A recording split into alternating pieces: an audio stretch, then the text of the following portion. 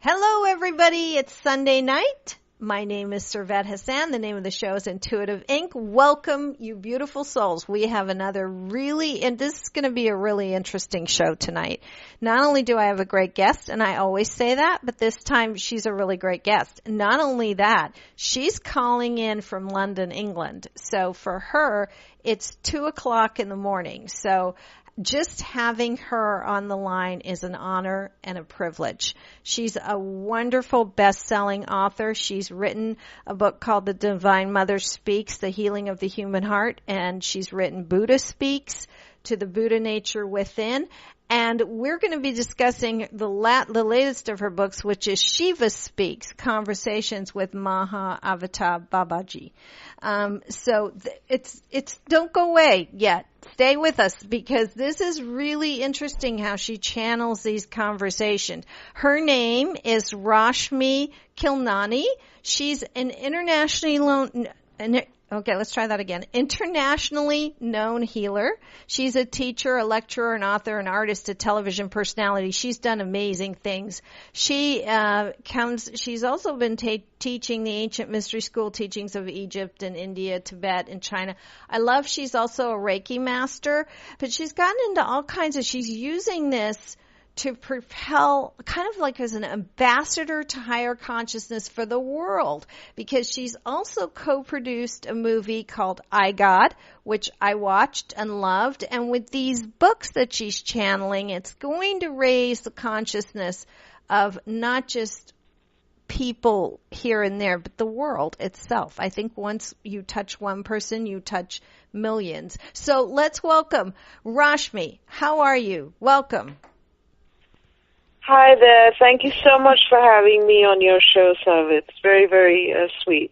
Oh, you are welcome. And I meant it when I said I'm honored and privileged to have you on and I do so appreciate anyone calling in from London, England, because it's the middle of the night there. It's 2 a.m. and you're still up and you're still coherent, unlike me who would be babbling like an idiot. So, which maybe I'm doing anyway. I'm doing radio shows all of the time, so I could do them in my sleep as well, probably. Oh, gosh. You know, whatever it takes to help humanity wake up now within free will and the higher good. That's right. And that's why I said that, because you are kind of an ambassador here, because there's a lot going on in the world right now, especially here in America, you know, but all over Europe, everywhere. There's just such a discontent. There's a lot of angst in the world right now. And now more than ever, we need light workers. And I believe you are one. Well, I was born very close to the Great Pyramid of Giza, conceived, but then spent the first 6 years of my life in Cairo, Egypt. And since I was a child, I knew I was on Earth on a mission. Did you? And it's the mission of heart opening for the planet. I work morphogenically. I'm not a Reiki master. I'm a teacher of Reiki masters, because there are many levels of Reiki mastery that many people don't understand beyond just the Usui Reiki mastery and the Tibetan Reiki mastery. Mm-hmm. You go on to Karuna master level, then there's 3 types of Egyptian Reiki mastery. There's shamanic Reiki mastery called Rakuke, then you have Melchizedek, you have Saint Michael, you have the Violet Flame, you have initiations into so many psychic surgery, which is part of the Usui as well, but many people don't teach it. And then there's this original 7-degree Reiki, and so I'm like amongst the top 2 or 3 teachers in the world. And my book, The Divine Mother Speaks, could have been a new system of Reiki called Hathor. She's the goddess of ancient Egypt, but I chose instead to just write a book, channel a book, because I didn't believe in the politics side of Reiki. It's a very powerful system. It's really a huge tool that the Ascended Masters and the Archangelics are using to wake up humanity now. And I channel the Archangelics and the Ascended Masters. And I work for Christ Yogi, Maha Avatar Babaji, who is here to take all 7 billion into unity consciousness within free will. Well, wow. Okay, well said. And you know, Rashmi, that is why you channeled this book, right? Shiva Speaks. Yes, Shiva Speaks was Well, I mean, they all are, because, I mean, you see, when I had my awakening later in life, I was already quite awake as a kid, but then you get your programming, because I'm also here as a bridge between 3D and higher dimensions. So though I'm beginning to embody the avataric energies now and be, ascension pioneering and whatnot, I'm also choosing to be a bridge so that I can help others as they move, and have that compassion. Mm-hmm. So it's a very interesting time, because this is a wake-up time for the planet. And but yeah, Shiva is very close to my heart, because it is on Maha Avatar Babaji's request that after I recovered from cancer 12 years ago, that I sold the temple where I was teaching, my little studio where I taught healers that opened centers across the globe for so many years, just to do the mission in America to help. And he said, you will go to the States and help in the wake-up of the spiritual leaders of America. I was like, yeah, right, And then he said, you will make a film, you're unifying some of the spiritual leaders of America and the world. And I was like, yeah, right. But because I let go of so much, and I'd already let go of a very rich husband and homes across the globe way before that, but this time it was, quite deep, that letting go of the studio and selling everything I have to do the mission. And as I did that, as I was selling the studio, the Divine Mother Speaks, the healing of the human heart, it just came out of me. I was guided that in 21 sessions, I would speak out the book. And I called my other energy master, healer, teacher, friend, Amravati, to transcribe. And she was literally going out of her body by the computer as I was channeling. And when I channel, there's no mumbo-jumbo about it. I just walk up and down, or I look out of the window, and we have an altar. But then it just comes through very normally. I could even have my eyes open while I'm speaking it, which is quite incredible. It is. Yeah. I mean, we've heard of other people that channel, like Jay-Z Knight, who channels Ramtha, and Esther Hicks, wonderful, who is very famous for channeling Abraham, ask and it shall be given, and all of that. But they both talk about how they go completely somewhere else. Does that Well, happen? You see, when I'm channeling, the difference is that I'm not channeling something that is not me. So the Western mind can't wrap its head around this, including some of the highest teachers in the West. That's why I'm sent to help in the wake-up of even great messengers. They're all Hay House, New York best-selling authors and teachers in my film. But by being behind the camera, I help to bring a higher frequency even for them. So It's not me, the ego self, if you understand what I'm saying. I do, because the divine lives. Nothing is separate. Nothing is separate from us. The Ascended Masters are not separate. The Archangelics are not separate. And so when I'm channeling the goddess Hathor of ancient Egypt, for example, time is simultaneous, and she and I are one. Babaji and I are one. People in the States go, oh, you look just like him. And I go, what, do I look like a man? And they go, and it's interesting because Babaji is Advaita, which means he's neither man nor woman, because he's avataric energy, which means the whole universe in a body here now. And it's androgyne ultimately. Mm-hmm. Right. So I get that. I understand that. So you channel more, you channel quite a few entities or masters, if you will. How did that happen? Was there a moment? Was there a second when you just... Well, I left a rich husband years ago because I studied meditation. I had homes across the globe. And at a very young age, I realized this is not the be-all and end-all of life, what people call success and the jet set and all that. Right. And so at a very young age, relatively, I wasn't 18, 90, I was, like 32. I had an awakening from listening to the explanation of the 13th chapter of the Bhagavad Gita. You are not the field, being the mind, body, and the intellect. You are the knower of the field. You are the detached witness of the mind, body, and the intellect. Anyway, as a result, I left the kingdom, my homes, just as the Buddha did. And my second book is Buddha Speaks, to the Buddha nature within which was at the request of my publisher, who's also my co-producer, Robert Friedman, who's also one of the number one publishers of channel books on the planet. And one of my jobs was to get him back on track. And before him, Leonard Orr, who's the father of the New Age. Now, all of this sounded nuts, but it all happened. It all happened. Right. And so one of my jobs is to be like a bit of a spiritual James Bond and go in to the spiritual leaders and help to get them back on track, because they got millions of students. So like people say, oh, how many students have you got? If I'm working on one Leonard Orr, he's got 10 million students, you know what I mean? Uh-huh. So it's like really important. And so then he's the one who recognizes Divine Mother channeling coming through me. But before that, after I left my rich husband at 32, I came to London, and I'd studied meditation in Dubai. I reawakened.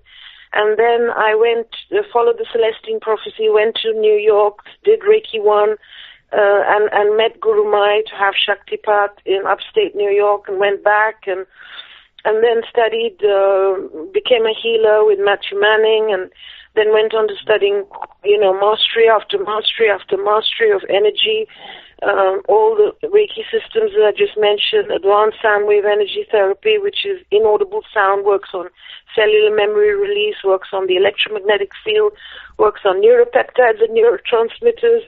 And so as I was doing the different levels and giving people psychic surgery and working with advanced sound wave energy, all these beings were coming for different people in their initiations and in their sessions.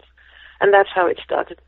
Wow. Okay, that's quite a story. So you've been on a big and also you overcame cancer too. Was that sort of during the same time? That was later. Was later, because what happened was that I was healing so many people, and I've been holding frequency. One of my missions, I've had many missions. It's a very big, I'm cosmic wind in the Mayan cosmology, which means I bring the presence of Source through my presence.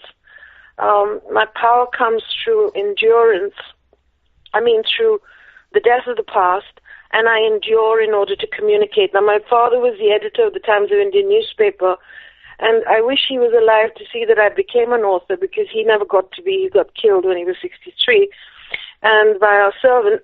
And one of his regrets was that he didn't give us enough information about our spirituality in India, Oh. But I wanted to be a non-denominational teacher, and that's why I chose Reiki. And so one of the reasons why the Divine wanted me to bring all these people together to make this film, I God, was to bring the Divine Mother Goddess energy and the mystical perspective, and bring different people of different parts together, because I'm so non-denominational. I could work with Quan Yin, I could work with Buddha, I can work with Shiva, I can work with a Sufi saint, Right. It all depends on... You're non-denominational. There's no problem. Right. Well, okay, the name of the film, because we're talking pretty quickly, and I want people to understand, because it's called I God, just like an iPhone, but with a God. So you may think your iPhone's God. It's not.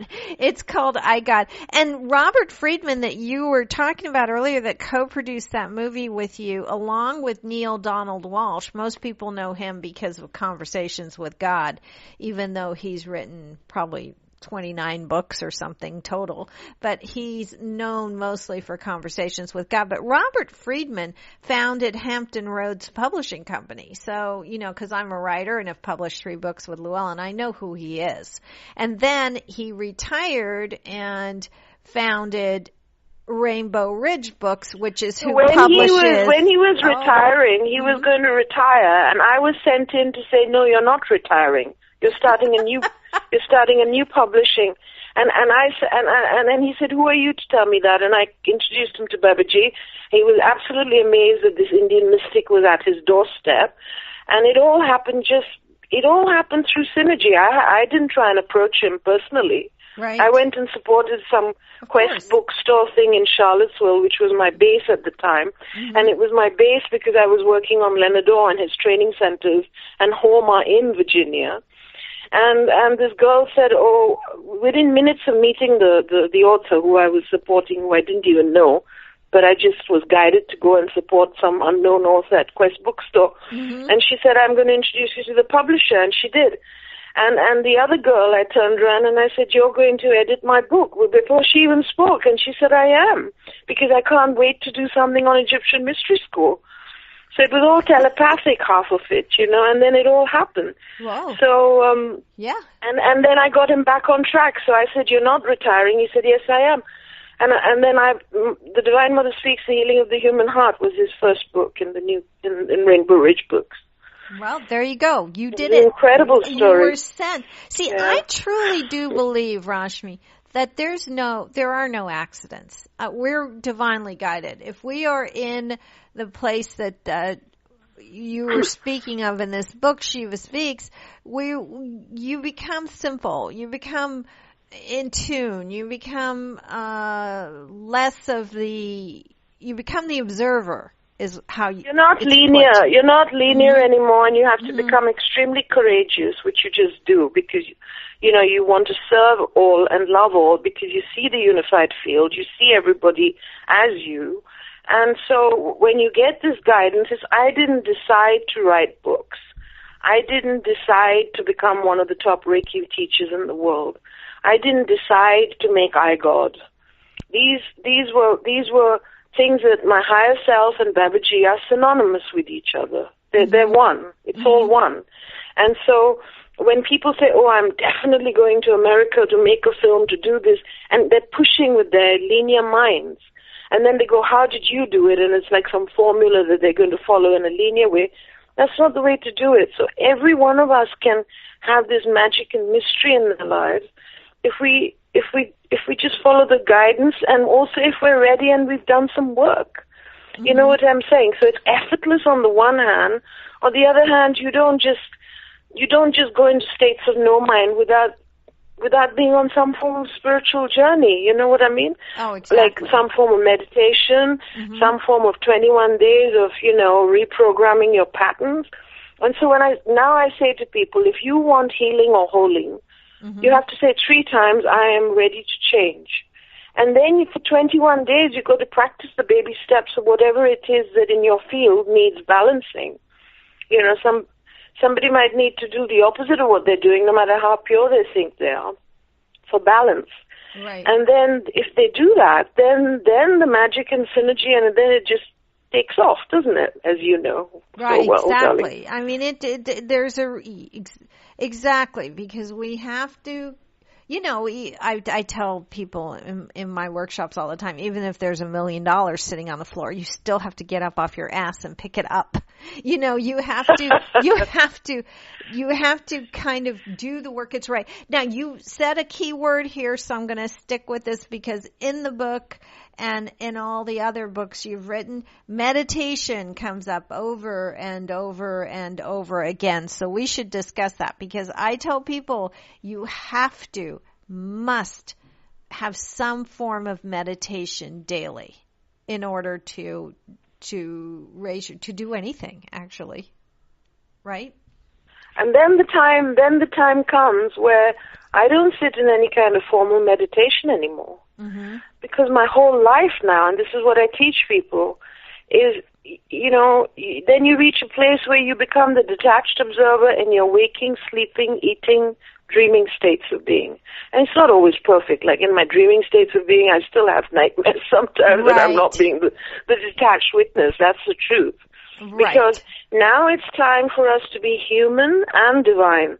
So the ascension journey of New Earth, of fifth-dimensional, multidimensional quantum living, is all about being human and divine. So people go, oh, you're the goddess, so why are you crying buckets? Or why are you getting angry? Because I'm also human, And we have no prototypes for this, So it's like, this has never happened before. Jesus did it a different way. The Buddha did it a different way. But this time it's about being human and divine. That's heaven on earth. Does that make sense? Excellent. I mean, it's very difficult to wrap one's linear head around this. Well, because we're all taking the baby steps ourselves in this, as pioneers even. Well, no, I totally understand, and it's having to let go of that I am doing, I am feeling, I am being this, I am being that. It's this identification and that preoccupation with that I world. Brilliant. That creates all kinds of chaos. And that's covered in my second book, Buddha Speaks, to the Buddha's Nature Within. There's a whole chapter on non-doership, disidentification. There's a chapter on neti-neti, which either on the spiritual journey you follow the path of this or that, or you follow the path of I am this and that, which is the harder part, or I am neither this nor that. I'm neither my name, nor my country, nor my body. And then within that, of course, then we can be all those things. So in the first book, The Divine Mother Speaks, there's a chapter on absolute reality and relative reality.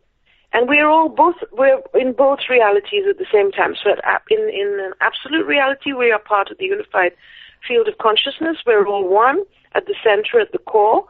And at the periphery, we get to be the individual, the personality self, a different flavor, a different color, a total individual. And once we get that balance, realizing that the core is the absolute field, the absolute reality, then war will end and all these things, which brings us to the film, I, God, which is also to help bring peace on this planet, compassion, tolerance, for different voices and colors towards the same peak of the mountain. We have different names for it. But in the end, it's all about truth, simplicity, and love, compassion, tolerance. And there is no one way. We all the different ways are perfect and beautiful. That's right. And the reason I liked I, God so much, it's a documentary, obviously, about what is God, basically. And on iTunes and Amazon. Right, okay, on iTunes and Amazon. Please look it up, people. It's really good. But I liked it, too, because you talked to real people. I mean, it was just people on the street that, what do you think? Exactly. Not just religious leaders, as you did, and authors, but along with that, it was just real people, or a rabbi, a random rabbi that just, well, what do you think? And people were, I feel that they were the stars of the show. We have Marion Williamson, James Van Prague, we have Deepak Chopra, we have quantum physicist Amit Goswami, we have Barbara Marx Hubbard, we have myself with the Reiki and the Divine Mother perspective, Neil Donald Walsh, Greg Braden, Alan Cohen, Debbie Ford. I can just go on and on and on. Right. But it's the people of the street like you that, for me, are the stars of the show, because at random, they've been asked these questions and they come up with such refreshing answers, because they go, hang on a minute, I never thought what the purpose of life is. Is there good and bad? Are we judged after we die? Right. Is there heaven or hell? I need to ponder this, you know? Is there heaven or hell? One woman said, no, I don't think so. It was like suddenly they were being honest. Yeah. They were speaking their truth. And that was really, really good. So on Amazon or on iTunes, pick it up. It's really worth it. It's worth watching. And it makes you think about your own, it can bring you to your own conclusions about your own divinity, your own path to that. Exactly. It takes you really deep within, and what happens is, like with the books, these are not cover-to-cover things, I watched the film once. You might, want to watch it in a group at Christmas or whatever, and then discuss it and re-watch certain parts, because it's got so much to it. You can't digest the whole thing in one shot always. Right. And it's the same with the books. They're like handbooks. People say, some of the radio show hosts have said, just keeping the book next to their bedside, they can just feel this palpable love energy coming out of the book. And the books have energy behind the words, so they're multidimensional quantum books that, within free will and the higher good, can help people to heal and shift and reawaken their encodings in a very simple way. Because I'm a specialist of making the wisdom teachings simple. So, sometimes people argue with me, like this other radio show host the other day, we were going to work together. And he said, you can't force your truths on other people. And I said, I'm really broad-based, as we've just discussed for all of this show. And at the end of the day, it's just, that's just not where it's at, and these are not my truths. No. These are not my books. No, I These get are it. universal life force wisdom, is what I'm trying to say. Sorry, sometimes the energy gets me out of my body. No, I totally understand that. I mean, that makes perfect sense to me. Let's go back to meditation for a second, because if I don't meditate in the morning, I'm bumping into the walls by noon and I'm a wreck. But I also understand that we need to raise ourselves up to be in a meditative state all the time. And in fact, I had a dream the other night, Rashmi, where I was dreaming, and I said to myself in my dream, I said, you don't need to be dreaming this kind of thing anymore. And I stopped dreaming that. Wonderful. And I started dreaming something else. But I remember when I woke up that I dreamt that I was dreaming, that I was telling myself that I don't need to dream about that anymore. That's not who I am anymore. So I was like, that's amazing. Yeah, that was a really cool feeling for me. I felt like, okay, I have a lot of work to do still, but I'm getting that. That made me feel really like it. But in order to change, see, this is where people want to change or raise consciousness. Basically, in order to change, you have to raise your consciousness, because just saying you're going to do something doesn't make anything happen. And it's very easy. It's much easier than people say, but I can't stop my mind. It's not.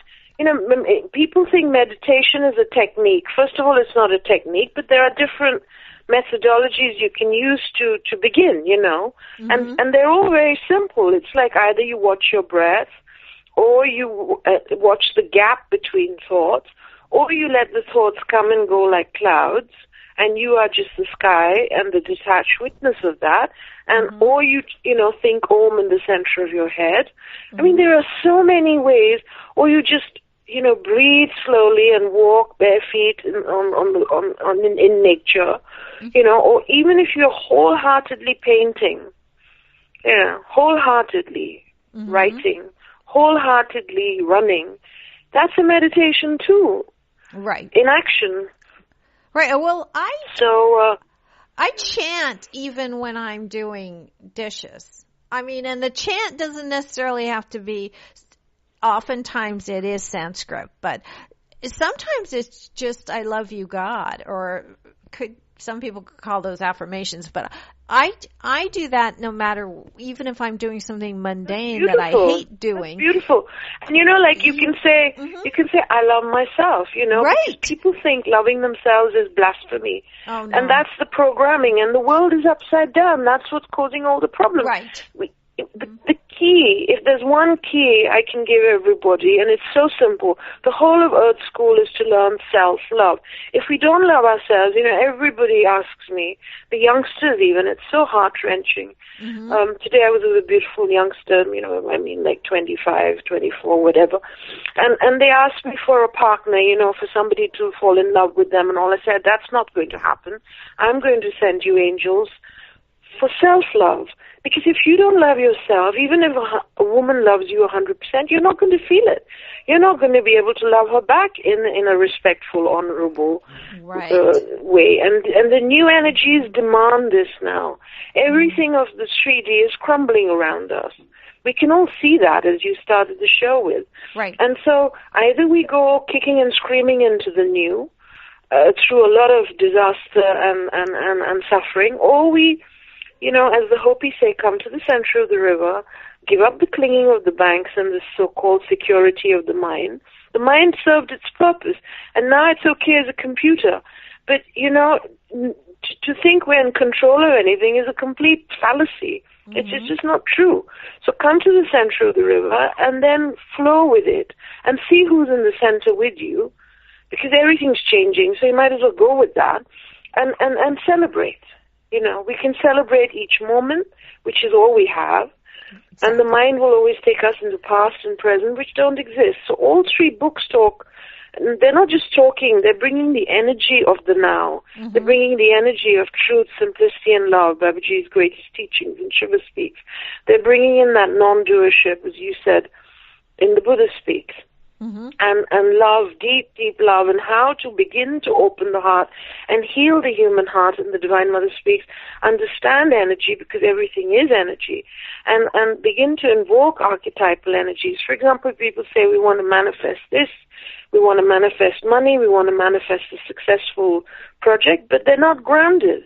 So if we're not grounded and rooted, we can't manifest anything in this reality. Zip, right. Doodah. Well, because real manifesting comes from within, not from anything outside of you. You know, you can't. That's the first step. So it's almost like wanting a relationship, wanting more money, wanting a better job, whatever it is.